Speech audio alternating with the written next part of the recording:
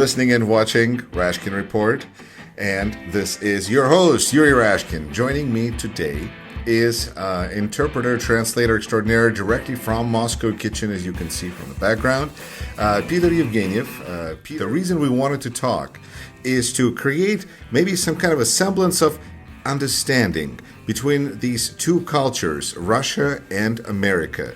And both of us are, I would say, dare to say, are bilingual, so we're able to comprehend both languages and both cultures fairly well.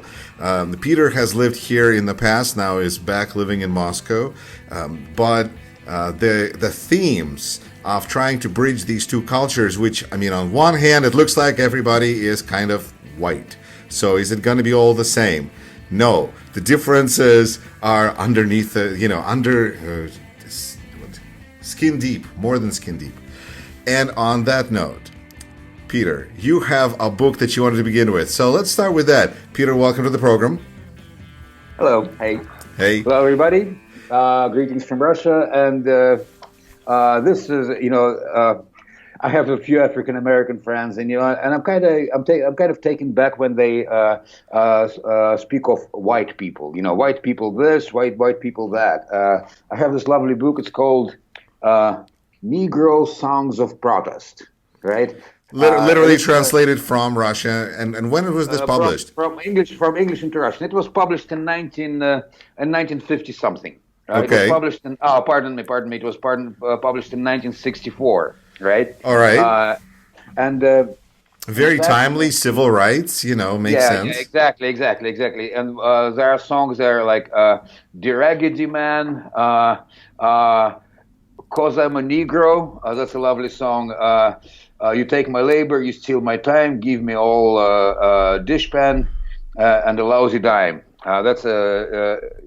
Is it written in English, in Russian? It's actually been translated from Negro English, with all of the, into Russian, and it's actually quite a decent job of it, So it's kind of strange, like when I hear African Americans throwing random accusations at white people in general. All of the Soviet Union was very much, for the,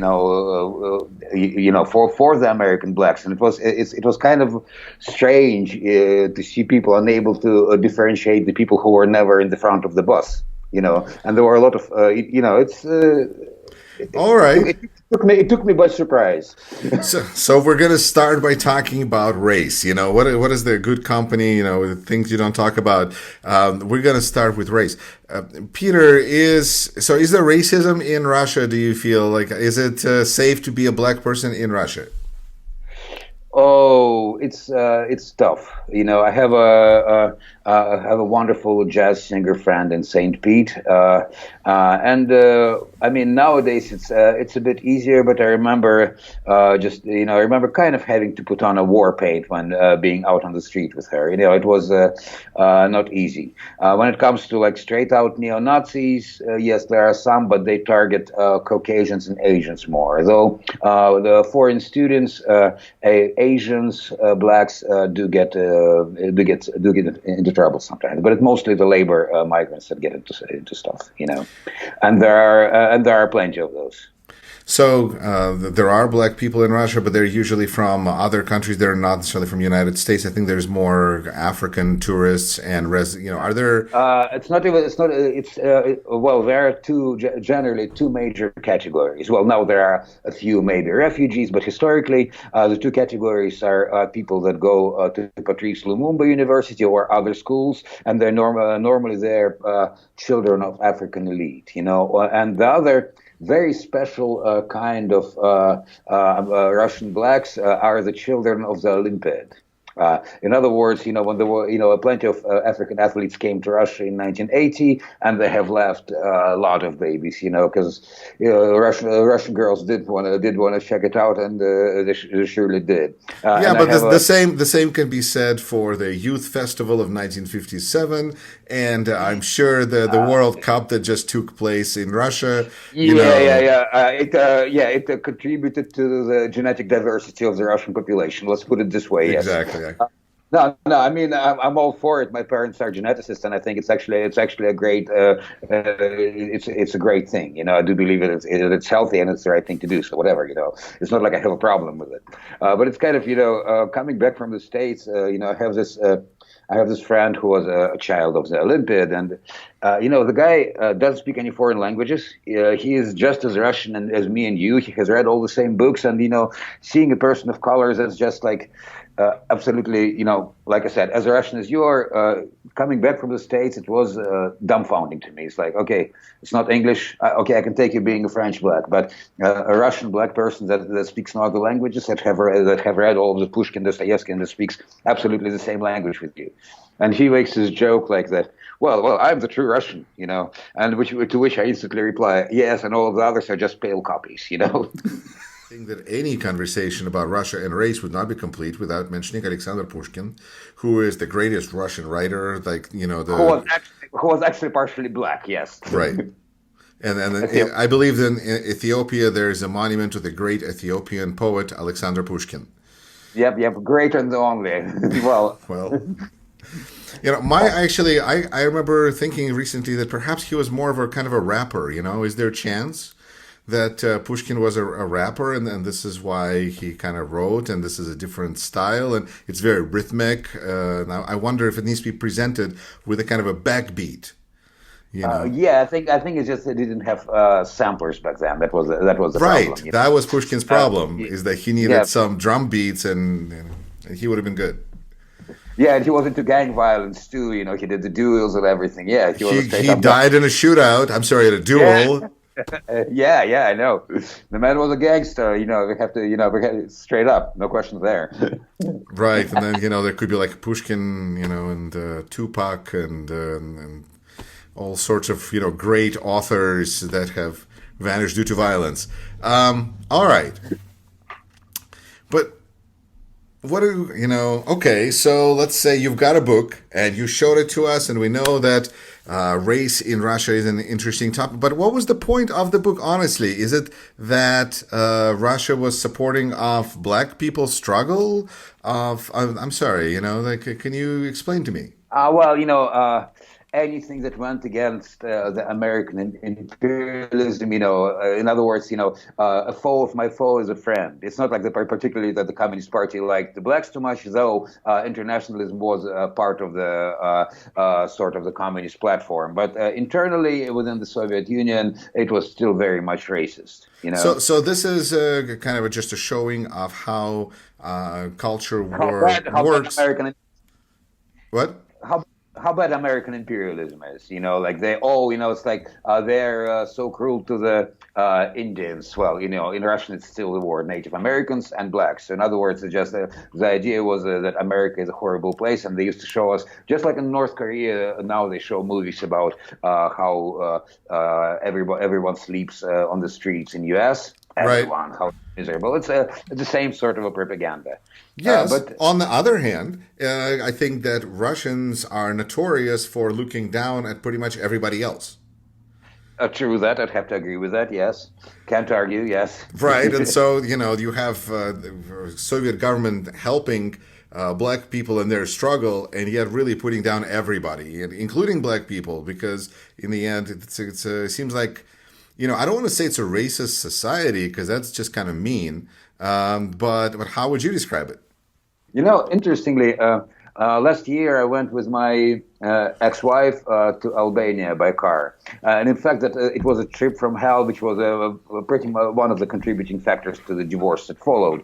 But anyhow, and as I passed through the filthy underbelly of the European Union, I've seen the Republic of Kosovo, I've seen Romania, I've seen Albania, I've seen all sorts of really messed up places. Because, when we talk about, Ukraine wants to join the EU, or I wouldn't mind joining the EU, but I've seen how nasty it can get. I've seen it some pretty disgusting places.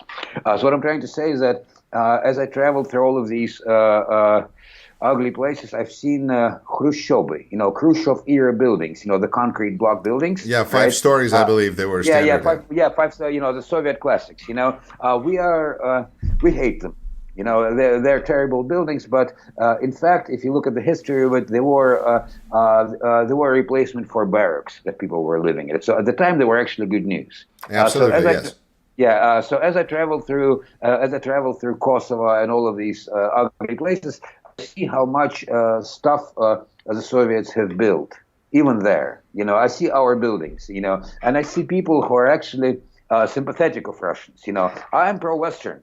I am pro-Western, but as I see these countries, I see, hey, maybe the Soviet Union wasn't too kind to Russians, but we sure have done some stuff abroad, to buy loyalty. We did spend money on Cuba, on Africa, on everybody the hell else. Sure. I know plenty of Cubans whose name are Tanya, Masha, and Boris. And I believe the tallest building in Poland is still one of the Stalin skyscrapers. Yes, one of the sisters. Yeah, and they hate us for it too. Yes, right.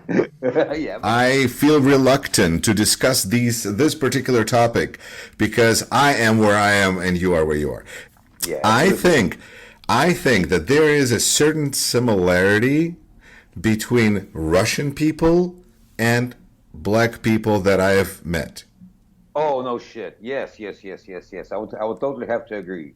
And it's a big and I feel very like it's a sensitive question because I don't want to insult any groups of people, but there's certain similarities in behavior that I just find like. Absolutely. Go ahead.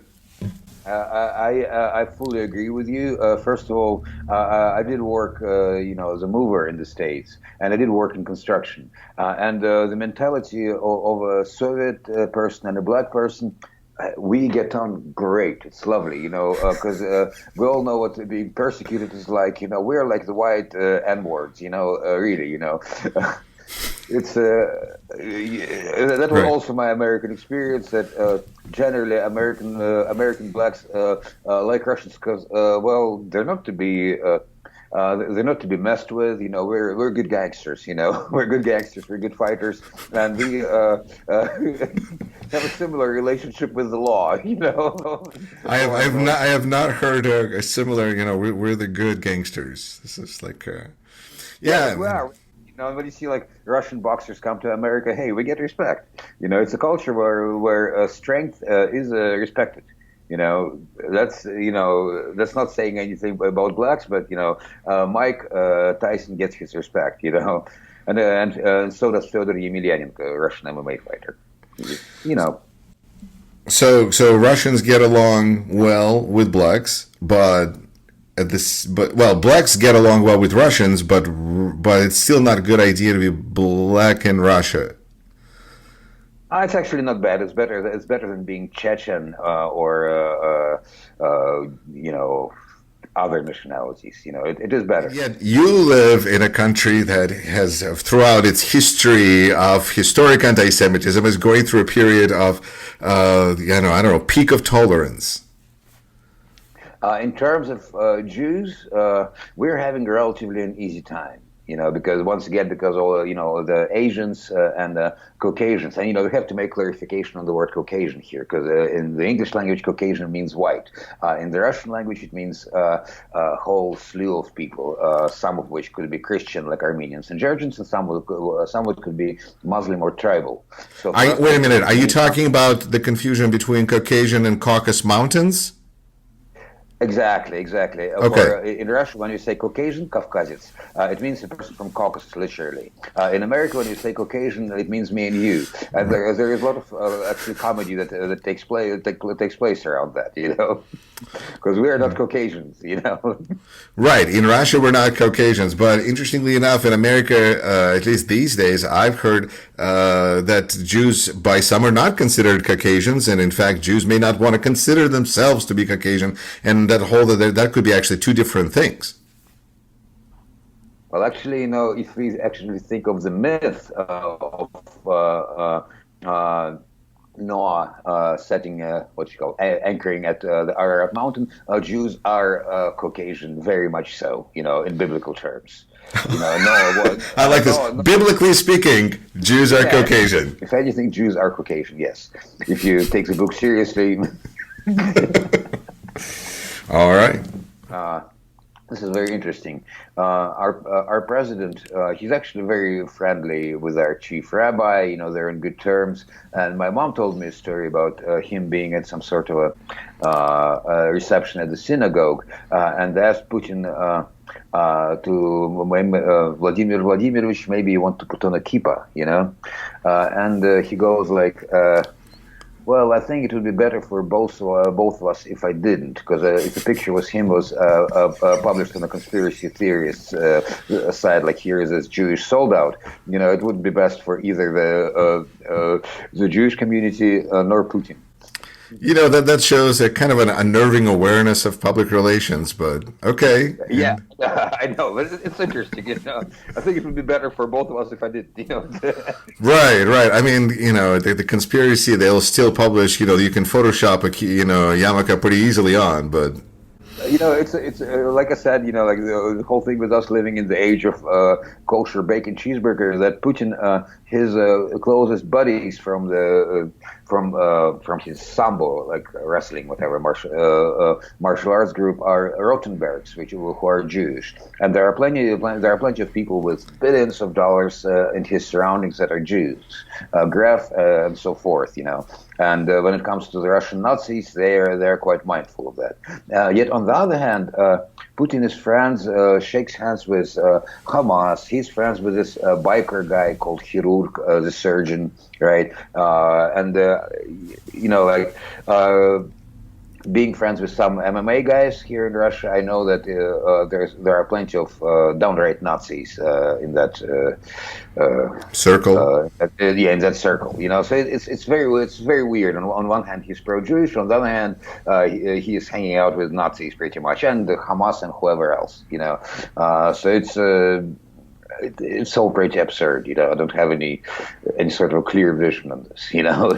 Well, I think it's, from what I'm seeing, and actually recently there was a story came out saying that pretty much it's seemingly every news outlet that exists in Russia that criticizes, or worldwide, that has an opinion on Kremlin, speaks in Russian, is in some way funded by Kremlin and by Putin, or his friends, or his, oligarchs or whatever. That it's the same, but they feel like they need to support that. So maybe there's something similar going on here, where Putin is supporting everybody. He's supporting the Jews and the Nazis and everybody, because as long as they all go through him, then that's the key. Exactly. We were talking about ideology earlier, and Putin is a businessman. He doesn't have an ideology. His ideology is to stay afloat. And make money, which he's been quite successful at by all estimates. Yeah, exactly. And so he will... I made a friend with someone on Facebook a couple of years ago, and this lady told me she was brought up, she was adopted by a guy who ran a neo-Nazi community. Right, it was a pretty intense exchange we've had, and she told me the stories about their neo-Nazi settlement being visited by Soviet intelligentsia man. KGB and so forth, curating them, and I'm completely not surprised by the idea of the Yellow Jackets in France being somewhat sponsored by Russia, and that's quite cynical. Why our retirement age goes up and everything. The deal, right? We are supporting. No. It is so cynical that it tells me that it pursues altogether different set of purposes. That our goals are just not aligned with their goals so much that we don't even realize what part we're all playing in their play. Absolutely. And actually, getting back to the start of our conversation, Trump being the protector of Israel. Well, actually, I'm liberal. I'm very much anti-Trump, but he did recognize Jerusalem as a capital. He's done a lot of political things that were considered important politically. And he went against the UN in doing that, and that actually kind of bought my dad. Whereas Barack, my dad is Orthodox Christian, and he's into Trump now, but I still love him. He's entitled. It's okay. You are a tolerant person. You continue to love your father in spite of.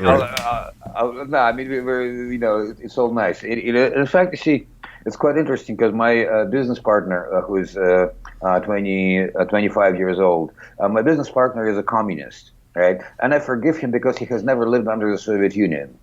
Okay, so this is more of an ideology and moral set of morals versus actual like experience. His communism is very Christian. He believes commune, sharing. It's nice. He didn't. I guess he wasn't. He didn't have the dark side of it rubbed into his face as much as we have. So and it is a lovely idea. It just doesn't work. It just turns out into a gulag every time. But the idea is very appealing. I mean, otherwise all these revolutions wouldn't take place. Well, at some point, it requires basically a dictator, and we know how those things go. Well, yeah, we do know, but one thing that saddens me, and I'm sure you have been a part of this conversation so many times, is that our Western liberal friends start flirting with the figures of Lenin. Or Stalin, like saying that, socialism, blah, blah, blah, it's a good thing. And having lived in the Soviet Union, it's like, yes, the promise is great, but when you start living in it, it's shit. And, you really want to sort of get through to our lovely liberal friends, that, hey, capitalism sucks, but it doesn't have to be, it doesn't have to be binary like that. It's not capitalism, they're going to go, that kind of saddens me, to tell you the truth. Yeah, and sometimes I guess maybe it's like racism and all sorts of delusions that people have, that merely by traveling and seeing how other people live, sometimes those ills are a little bit addressed because we find ourselves in minority, or we see that other people live this lifestyle ideology that we support, and in reality it doesn't really work and you wouldn't want to live there. So maybe that's one way to open people's eyes, but it's kind of hard to get that tourist traveling business set up to North Korea. So until then, I think we should take a break here and see what kind of response we generate from this conversation alone. But I think that anybody who wants to know about Russia learned a thing or two or three. My guest today was Peter Evgenev, an interpreter, translator in Moscow, Russia, who joined us directly from a kitchen in Moscow. Peter, thank you so much. Thank you. Chat with you soon, man. Sounds good.